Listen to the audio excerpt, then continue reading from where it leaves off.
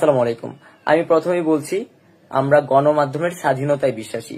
তো গতকাল একটা মিডিয়াতে দেওয়া সাক্ষাৎকারে 15 সেকেন্ডের ফিনিশিং এর ব্যাপারটা নিয়ে তুমুল আলোচনা সমালোচনার ঝড় উঠেছে। তো আমি আপনাদেরকে এই 15 সেকেন্ডের ফিনিশিং এর ব্যাপারটা একটু ক্লিয়ার করি।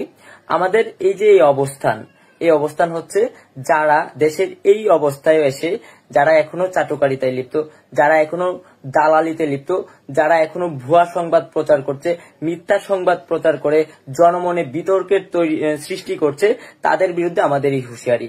আমরা গণমাধ্যমকে সম্মান করি, যারা গণমাধ্যমে আছেন, সংবাদকর্মী আছেন, আপনাদেরকে আমরা সবসময় সম্মান করি, সবসময় ভালোবাসি।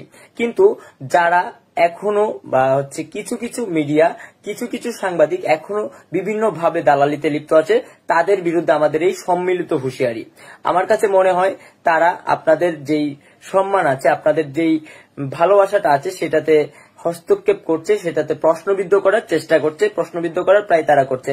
তাই আমাদের সম্মিলিত হুঁশিয়ারি, এটা শুধু বাংলাদেশের ছাত্র জনতার না, আমি মনে করি এটা যারা আপনারা সাংবাদিক আছেন, বিভিন্ন মিডিয়াতে কাজ করছেন, আমাদের সম্মিলিত হুঁশিয়ারি এটা তাদের বিরুদ্ধে, যারা এখনো আমাদের বিভিন্নভাবে বিতর্কিত করার চেষ্টা করছে, বিভিন্নভাবে ভুয়া সংবাদ প্রচার করছে, মিথ্যা সংবাদ প্রচার করছে।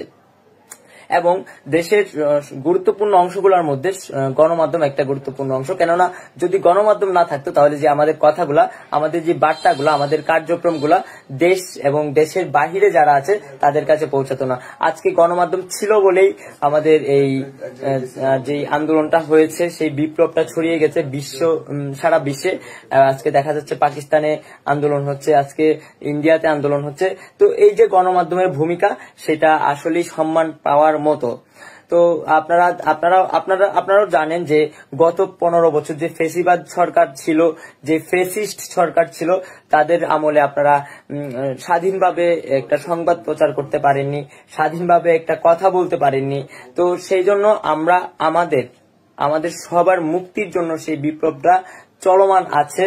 আমরা চাই একজন সংবাদকর্মী সে তার সত্য নিউজটা প্রচার করবে, সত্য ঘটনাটা প্রচার করবে এবং মানুষের মাঝে সত্য সংবাদটা পৌঁছে দেবে। ঠিক তেমনি ভাবে প্রত্যেকটা সেক্টরেই যেন তার নিজস্ব স্বাধীনতায় চলে, নিজস্ব স্বাধীনতায় কাজ করে, কারো যেন খবরদারি না থাকে, সেই জন্য আমাদের এই অবস্থান। এবং যেই ঘটনাটাকে কেন্দ্র করে আমাদের এই হুঁশিয়ারিটা ছিল, সেটা হচ্ছে গত 2 দিন আগে আমাদের নিজেদের মধ্যে একটা মিটিং হয়েছিল এবং আমরা এর আগে চট্টগ্রামকে 3টা ভাগে ভাগ করে আমাদের কিছু কাজ ছিল, সেই কাজগুলা করার জন্য আমাদের প্রতিনিধি দল ঠিক করে দেওয়া হয়।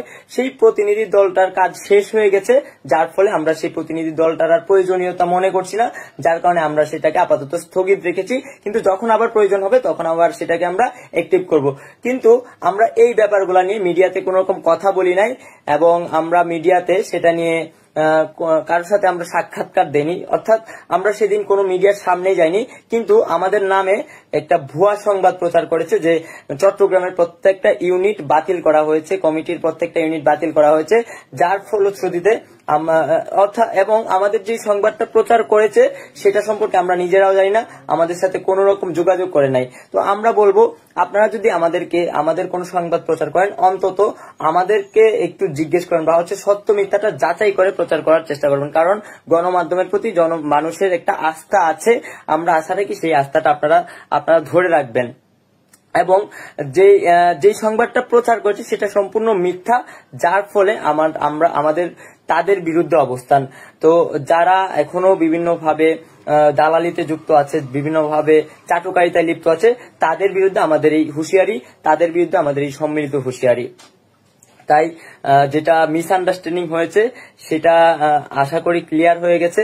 আমরা যখন প্রত্যেকের জায়গা থেকে কাজ করব এবং আমরা কাঁধে কাঁধ মিলিয়ে, পায়ে পা মিলিয়ে কাজ করব, তখন আমাদের যে সুন্দর সোনার বাংলার স্বপ্ন দেখি, আমরা যে বাংলাদেশকে কল্পনা করি, সেই বাংলাদেশ খুব সহজেই আমরা বিনির্মাণ করতে পারবো।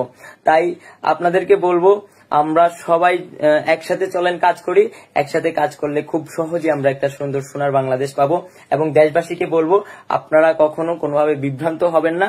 আমরা আমাদের কাজ চালিয়ে যাব, আমাদের দেশ পুনর্গঠন না হওয়া পর্যন্ত, আমাদের দেশ ভালোভাবে যেই স্বপ্ন দেখি সেই স্বপ্ন বাস্তবায়ন না হওয়া পর্যন্ত আমরা কাজ করে যাব। এবং আপনারা সবসময় সজাগ থাকবেন, সচেতন থাকবেন, যেন কোনোভাবে আমাদেরকে কোনো গুজব বিভ্রান্ত করতে না পারে। তাই আপনাদের কাছে আমাদের এটুকু আহ্বান থাকবে। আর সবাই সবার জায়গা থেকে এগিয়ে আসুন, সবাই সবার জায়গায় কাজ করুন। প্রত্যেকটা সেক্টরে, প্রত্যেকটা জায়গায় দুর্নীতিকে এখন ভেঙে দেওয়ার সময়, দুর্নীতিকে রুখে দেওয়ার সময়। সবাই সবার জায়গা থেকে সজাগ থাকবেন। আল্লাহ হাফেজ। আসসালাম।